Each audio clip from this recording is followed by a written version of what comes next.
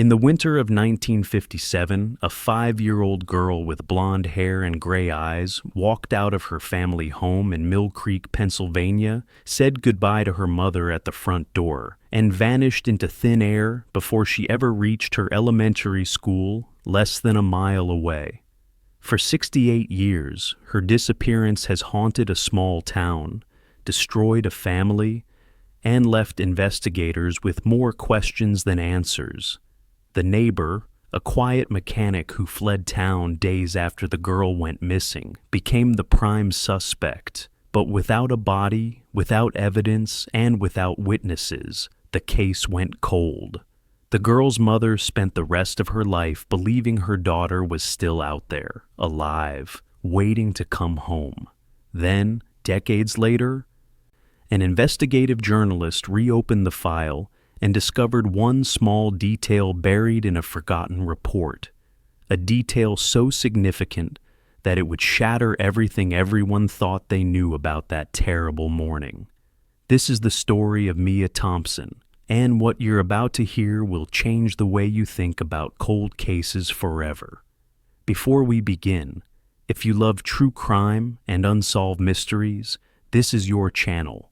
Hit that like button right now, drop a comment telling us where you're watching from, and subscribe to Famous Cold Case so you never miss a story that deserves to be told. Turn on notifications because we're diving deep into cases that have been forgotten for far too long, and this one will leave you speechless. Mill Creek, Pennsylvania, in 1957 was the kind of place where everyone knew everyone. It was a small town tucked into the rolling hills of central Pennsylvania, surrounded by farmland, dense woods, and the kind of quiet that made people feel safe. The main road was unpaved, dusty in the summer, and frozen solid in the winter. Wooden houses with tin roofs lined the streets, and front porches were places where neighbors gathered to talk about the weather, the harvest, or whose son had just come back from the war. It was post-war America, a time when people were rebuilding their lives, raising families, and trying to find normalcy after years of uncertainty. The Thompson family lived on the edge of town in a modest white house with peeling paint and a roof that needed repair. Thomas Thompson was a steel worker, a former soldier who had served in World War II and come home to work long shifts at the mill in Altoona, a larger town about 30 miles away. He was a quiet man, the kind who kept his thoughts to himself, woke up before dawn, and drank his coffee black. His wife, Margaret, was a piano teacher who gave lessons to the neighborhood children in their small living room. She was organized, meticulous, and kept a notebook where she wrote down everything from grocery lists to the names of her students and their progress. She was the kind of woman who believed that structure and routine kept a family strong. And then there was Mia, 5 years old, with blonde hair that her mother tied every morning with a pink ribbon, and gray eyes that seemed to take in everything around her. She was a bright child, curious and creative, always carrying a small sketchbook wherever she went. She loved to draw, and she had a habit of stopping in the middle of whatever she was doing to capture something she found interesting. A bird on a fence, a flower growing through a crack in the sidewalk, the way the light came through the kitchen window in the afternoon. She was their only child, and they adored her. That morning, the 23rd of April, 1957, started like any other.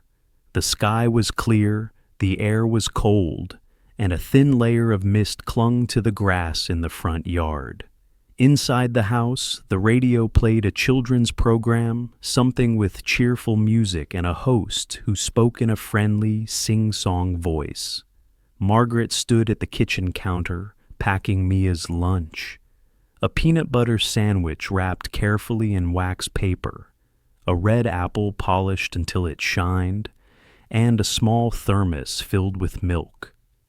She placed everything into a brown paper bag and folded the top down neatly.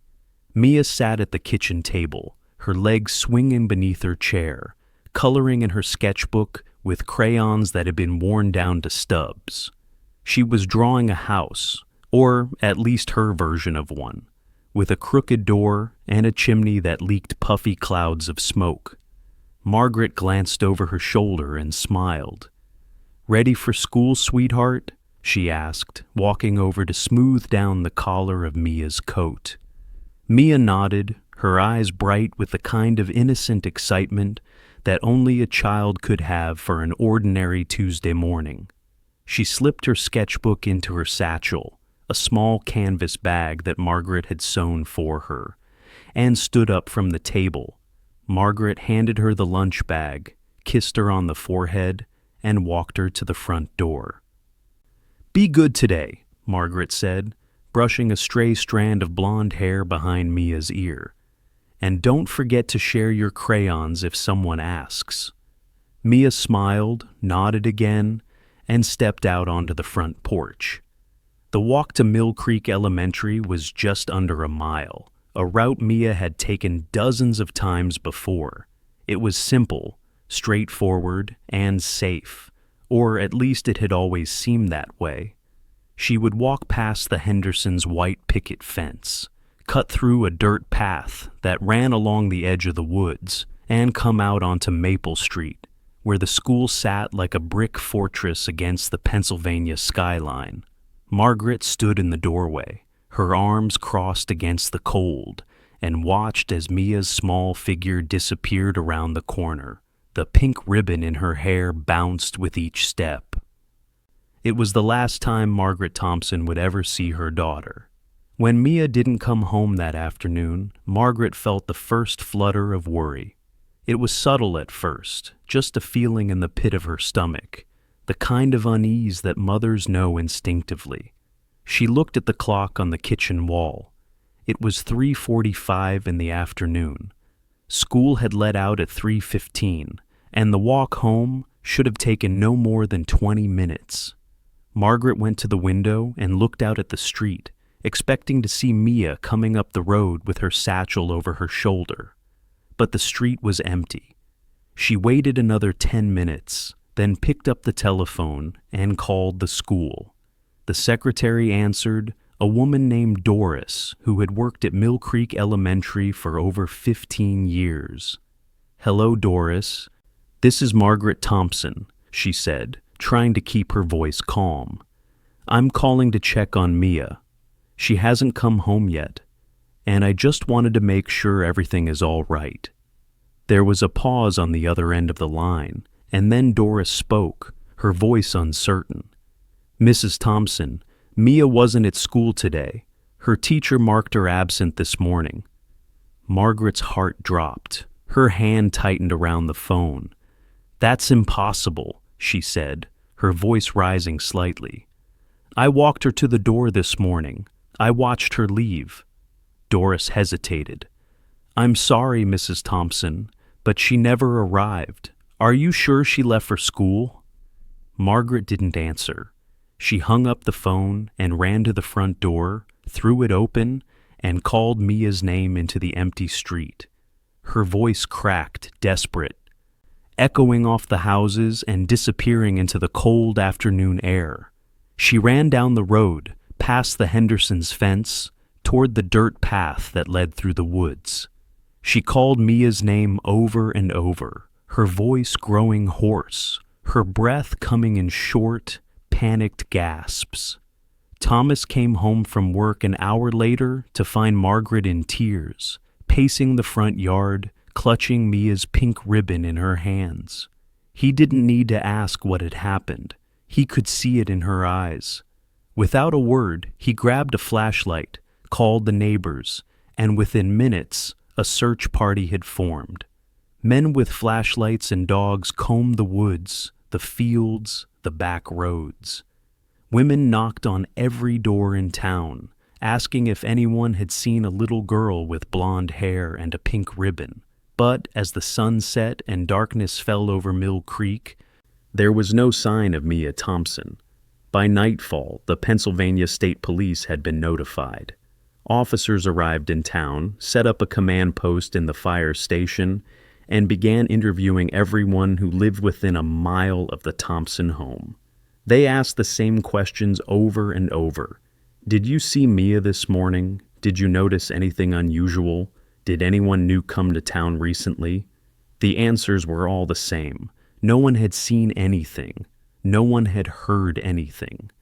It was as if Mia had simply vanished into thin air. The town, once peaceful and predictable, was now paralyzed by fear. Parents kept their children indoors, locked their doors at night, and whispered to each other in hushed tones about what could have happened. Theories spread like wildfire. Some believed Mia had gotten lost in the woods and would be found soon, cold and scared but alive. Others feared the worst, that she had been taken by someone, hurt, or worse. And then slowly, suspicion began to settle on one man, Dale Kruger, 34 years old, a mechanic who lived 3 houses down from the Thompsons. He was a quiet man, the kind who kept to himself, who worked in a small garage behind his house fixing cars and farm equipment. He didn't socialize much, didn't go to church, didn't attend town meetings or community events.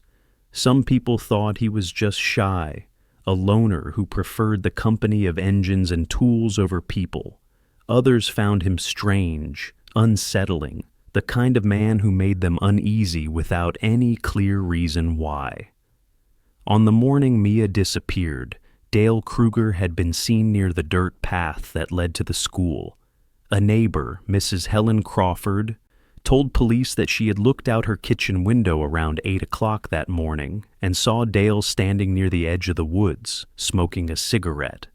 She didn't think much of it at the time, but now, with Mia missing, it seemed significant, suspicious.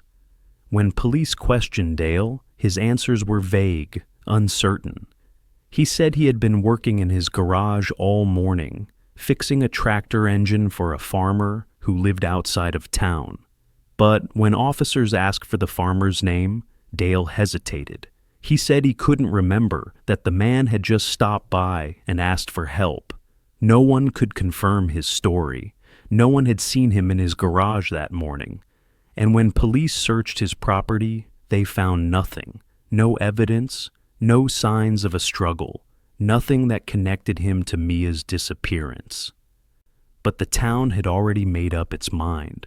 Then, less than a week after Mia vanished, Dale Kruger packed up his belongings in the middle of the night and left Mill Creek without telling anyone. He didn't say goodbye to his neighbors, didn't leave a forwarding address, didn't give any explanation. He simply disappeared, just like Mia. The town erupted. To the people of Mill Creek, Dale's sudden departure was as good as a confession. He had taken Mia, they said. He had hurt her, hidden her body somewhere, and now he was running. The police launched a manhunt, but Dale Kruger had vanished without a trace. They contacted authorities in surrounding states, issued bulletins, questioned his family members, but no one knew where he had gone. And without a body, without physical evidence, without a witness. The authorities had nothing to charge him with. The case went cold. Margaret Thompson never gave up hope. She kept Mia's room exactly as it was, the pink ribbon still draped over the bedpost, the sketchbook still sitting on the nightstand. She wrote letters to newspapers, contacted private investigators, and prayed every single night for a miracle. She refused to believe her daughter was dead. She couldn't. As long as there was no body, there was hope, and she clung to that hope with every ounce of strength she had. Years passed, then decades. Thomas Thompson passed away in 1973 from a heart attack, never knowing what happened to his daughter. Margaret lived until 2006, and even in her final days, she still believed Mia was out there somewhere. She died without answers, without closure, without ever knowing the truth. And then, In 2019, 62 years after Mia disappeared, an investigative journalist named Laura Finch stumbled upon the case.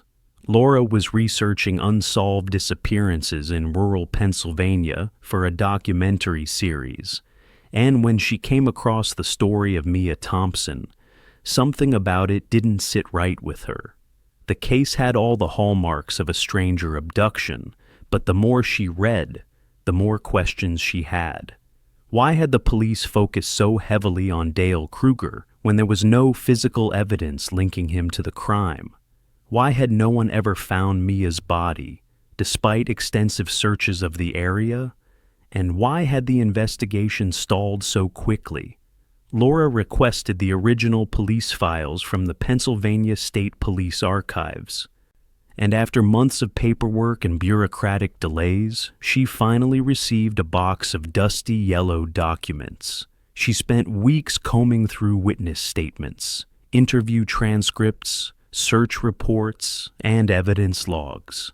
Most of it was routine, standard police work, but then, buried in a stack of reports filed by local residents, she found something that made her stop cold.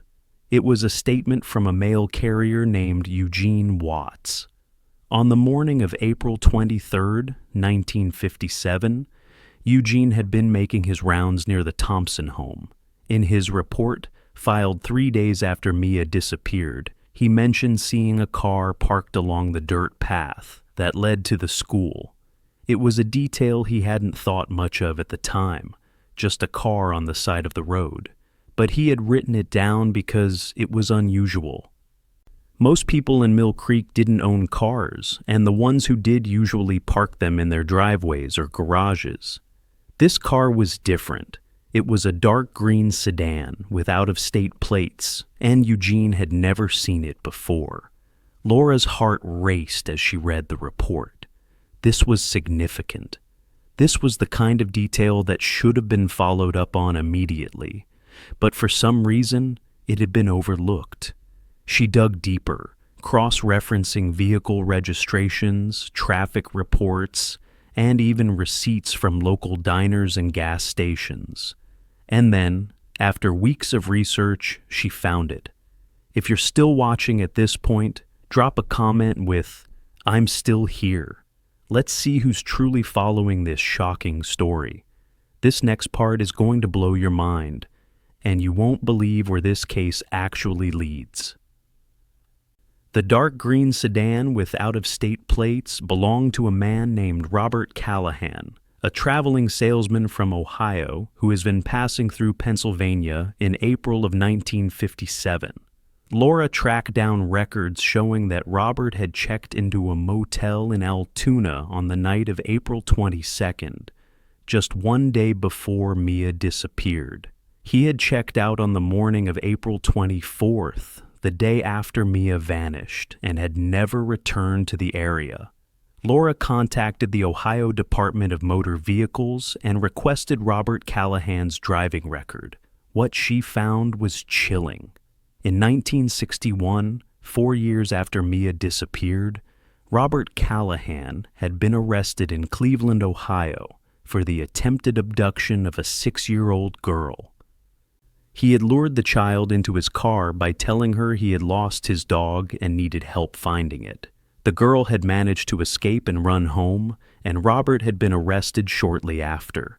He served 3 years in prison and was released in 1964. After that, the trail went cold. Robert Callahan disappeared from public records, and no one knew what had happened to him. Laura was determined to find out. She hired a private investigator who specialized in locating missing persons, and after months of digging, they finally tracked down a death certificate. Robert Callahan had died in 1998 in a nursing home in Florida. He had been living under a different name, using a false identity, and had spent the last 30 years of his life in relative obscurity. But before he died, he had confessed to a nurse that he had done terrible things in his past, things he regretted, things he could never undo. The nurse had assumed he was suffering from dementia and hadn't reported the confession. But Laura knew better. She traveled to Florida, tracked down the nurse, now retired, and interviewed her. The nurse remembered Robert clearly. She said he had been quiet, withdrawn, and often muttered to himself about a little girl with blonde hair. He said he had taken her, that he hadn't meant to hurt her, but that things had gone wrong. He said he had buried her in the woods, somewhere no one would ever find her. The nurse had thought it was just the ramblings of a sick old man. But now, hearing Laura's questions, she realized it might have been the truth. Laura returned to Pennsylvania and contacted the state police. She presented them with everything she had found: the vehicle registration, the arrest record, the nurse's testimony, and the confession. The police reopened the case, and in the fall of 2020, a team of forensic investigators returned to Mill Creek. Using ground-penetrating radar and cadaver dogs, they searched the woods near the dirt path where Mia had last been seen. And on a cold October morning, 63 years after she disappeared, they found her. Mia Thompson's remains were discovered buried beneath 3 feet of earth, wrapped in a tattered blanket, her small sketchbook still clutched in her hands. The pink ribbon her mother had tied in her hair that morning was still there, faded and fragile, but unmistakable. DNA testing confirmed her identity, and after more than 6 decades, the Thompson family finally had answers. The story made national headlines. Margaret Thompson had passed away 14 years earlier, never knowing that her daughter had been found, never knowing that her instinct, her hope, her refusal to give up had been justified. But her surviving relatives, distant cousins and nephews who had heard the story, passed down through the family, finally had closure. Mia was brought home, laid to rest beside her parents in the Mill Creek Cemetery, and the town held a memorial service attended by hundreds of people, many of whom had never even known Mia but felt the weight of her story. Dale Kruger, the man everyone had suspected, the man who had fled town and spent the rest of his life under a cloud of suspicion, had been innocent. He had left Mill Creek not because he was guilty, but because he couldn't stand the accusations, the stares, the whispers. He had spent the rest of his life in Oregon, working as a mechanic, living quietly, and dying in 2003 without ever knowing that the case had been solved. The true killer, Robert Callahan, had escaped justice. He had lived a full life, died peacefully in a nursing home, and never faced consequences for what he had done. But his confession, his guilt, and the evidence Laura Finch uncovered ensured that Mia's story would not be forgotten. This case is a reminder that cold cases are never truly closed, that families deserve answers, and that sometimes justice takes decades to arrive. It's also a reminder of the importance of investigative journalism, of people like Laura Finch who refuse to let stories die, who dig deeper, who ask the hard questions, and who never stop searching for the truth. Mia Thompson was 5 years old when she was taken from her family. She never got to grow up, never got to finish her drawings, never got to experience the life she deserved. But because of one journalist's determination, because of one overlooked detail in a forgotten report, her story was finally told, and her family finally found peace. If this story moved you, if it made you think about the thousands of families still waiting for answers, then do something about it. Like this video, share it with everyone you know, leave a comment telling us what you think, and subscribe to Famous Cold Case so we can continue bringing these forgotten stories back into the light. Justice may be slow, but it's never too late, and every single one of these cases deserves to be remembered. Thank you for watching, and we'll see you in the next one.